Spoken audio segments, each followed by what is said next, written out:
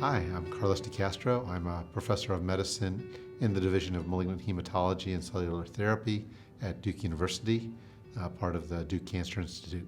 For this 40th anniversary, which is special, I invited some of the experts in PNH who specialize in bone marrow failure, the first two of which were more basic scientists, laboratory investigators who have investigated the pathogenesis of PNH, and then myself and Antonio Risitano, more on the clinical side, describing the new clinical treatments that are coming out for PNH.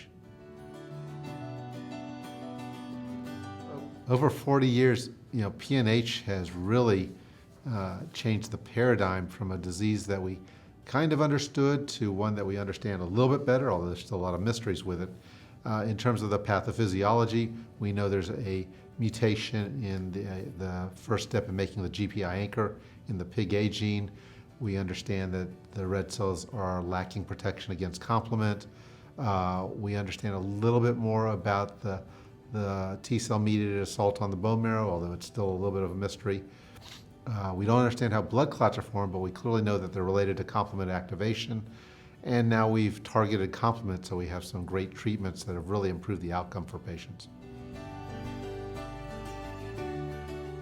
We went from treatment just basically being supportive care with an average survival of 13 to 17 years to now having these complement inhibitors where quality of life is improved drastically.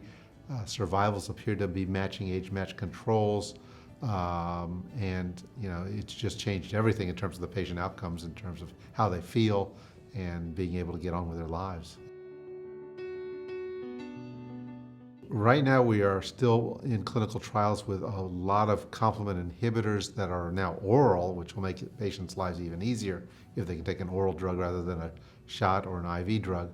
We're kind of deciding which of these treatments is better, which has issues, what the side effects are, so we can actually have a discussion with patients about what kind of therapy they would want to be on, what would they prefer, and try to help guide them in terms of what we think the best therapies are.